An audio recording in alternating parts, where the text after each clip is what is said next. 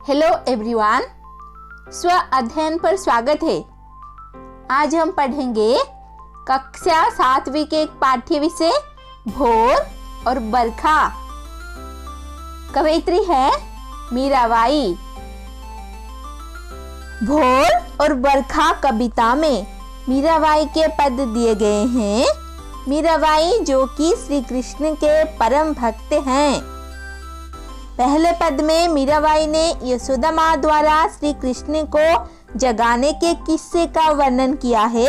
मीरा के इस पद में माता यशोदा कान्हा को तरह तरह के प्रलोभन देकर उठाने का प्रयास कर रही है।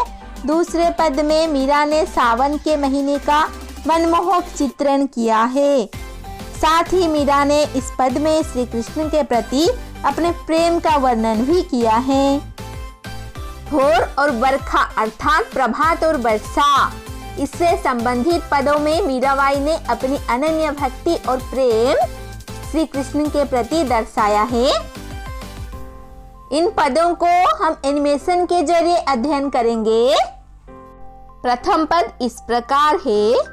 जागो सिवारे ललना, जागो मेरे प्यारे, रजनी बीती भोर भयो है, घर घर खुले किवारे, गोपी दही मथत, सुनियत है कंगना के झनकारे, उठो लाल जी भोर भयो है, सुरनर ठाढ़े द्वारे, ग्वाल वाल सब करत कुलाहल, जय जय शब्द उचारे, माखन रोटी हाथ महलीनी, गौवन के रखवारे, मीरा के प्रभु गिरधर नागर, मीरा के प्रभु गिरधर नागर, शरण आया को तारे। अब हम इन पदों के कठिन शब्दों के अर्थाध्ययन करेंगे। यहाँ पर ललना का अर्थ है प्यारा बच्चा, रजनी का अर्थ है रात, भोर का अर्थ है सुबह, किवारे का अर्थ है दरवाजा और मत्थत का अर्थ है मथना, बिलोना और सुनियत का अर्थ है सुनाई देते हैं। सुर का अर्थ है देवता, नर का अर्थ है मनुष्य, ठाड़े का अर्थ है खड़े, द्वारे का अर्थ है दरवाजे और ग्वाल का अर्थ है जो ग्वाल बाल का अर्थ है ग्वाल के बच्चे और कुलाहल का अर्थ है शोर और शब्द का अर्थ है शब्द, उच्चारों का अर्थ है बोले, लीनी का अर्थ है लिए, गौवन का अर्थ है गायों और रखवारे का अर्थ है रखवाले और शरण का अर्थ है शरण में आना और आया का अर्थ है आए, तारे का अर्थ है उद्धार करो। अब हम इन पंक्तियों के भावार्थ अध्ययन करेंगे। इस पद मीराबाई द्वारा रचित भोर और बरखा नामक पदावली से उद्धृत हैं। इनमें प्रभात के समय श्री कृष्ण को जगाने का प्रयास किया जा रहा है। मीराबाई के इस पद में वो यशोदा माँ द्वारा कान्हा जी को सुबह जगाने के दृश्य का वर्णन कर रही हैं। यशोदा माता कान्हा जी से कहती हैं कि उठो कान्हा, रात खत्म हो गई है और सभी लोगों के घरों के दरवाजे खुल गए हैं। जरा देखो, सभी गोपियां दही को मथकर तुम्हारा मनपसंद मक्खन निकाल रही हैं। हमारे दरवाजे पर देवता और सभी मनुष्य तुम्हारे दर्शन करने के लिए इंतजार कर रहे हैं। तुम्हारे सभी ग्वाल मित्र हाथ में माखन रोटी लिए द्वार पर खड़े हैं और तुम्हारी जय जयकार कर रहे हैं। वो सब गाय चराने जाने के लिए तुम्हारा इंतजार कर रहे हैं, इसीलिए उठ जाओ कान्हा। तो मीराबाई जी के द्वारा इन पदों में वर्णन किया गया है कि यशोदा माता कान्हा जी से कह रही हैं, सुबह हो गई है और घर घर के दरवाजे खुल चुके हैं।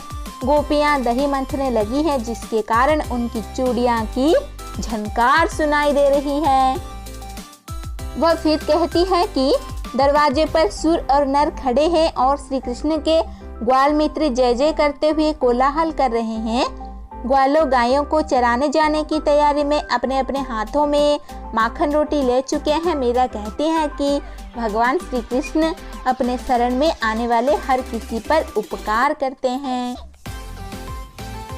मीराबाई जी कहती हैं कि उनके भगवान श्री कृष्ण यानी हम सबके भगवान श्री कृष्ण पहाड़ों को भी उठाने में सक्षम है।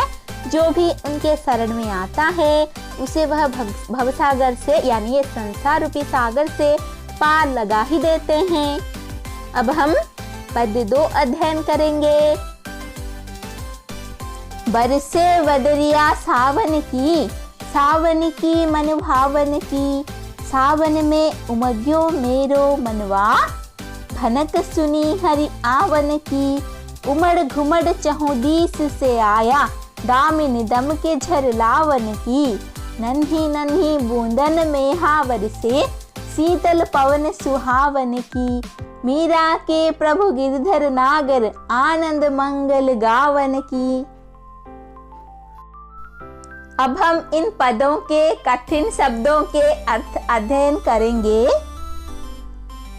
यहाँ पर बदरिया का अर्थ है बादल, मन भावन का अर्थ है मन को भाने वाली, मन को मोहने वाली, और उमग्यो का अर्थ है उमंग से भरा हुआ, और मेरो का अर्थ है मेरे, मनवा का अर्थ है मन, भनक यानी आभस, हरि का अर्थ है प्रभु, आवन का अर्थ है आने, और चहुं दिशा का अर्थ है चारों दिशा, दामिन का अर्थ है बिजली, दमक का अर्थ है चमके, और झरलावन की अर्थ है वर्षा लाने वाली, बूंदन का अर्थ है बूंदे, मेहा का अर्थ है बादल, शीतल का अर्थ है ठंडी सुहानी, पवन का अर्थ है हवा, सुहावन का अर्थ है प्रिय लगने वाली, और गावन का अर्थ है शुभ और सुखद गीत गाना। अब हम इन पदों के भावार्थ अध्ययन करेंगे। इन पदों में मीराबाई जी कहती हैं कि सावन के मन मोह लेने वाले बादल बरस रहे हैं, इनमें श्री कृष्ण के आने की आहट छिपी हुई है।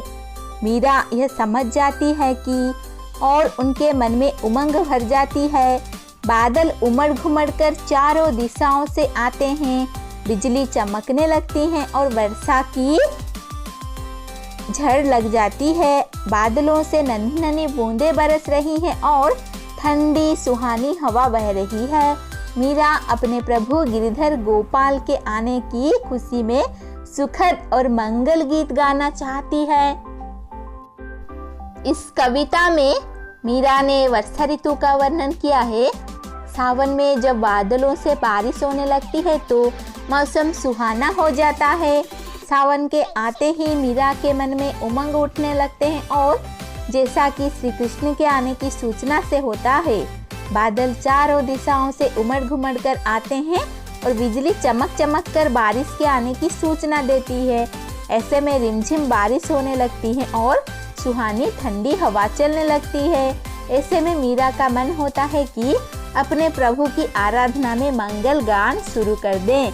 इन सब बातों का मीराबाई जी ने इन पदों में वर्णन किया है। आज हमने मीराबाई जी के पद भोर और बरखा अध्ययन किया। धन्यवाद। ऐसे ही वीडियोस देखने के लिए चैनल को सब्सक्राइब कीजिए और नोटिफिकेशन पाने के लिए बेल आइकन को दबा दीजिए।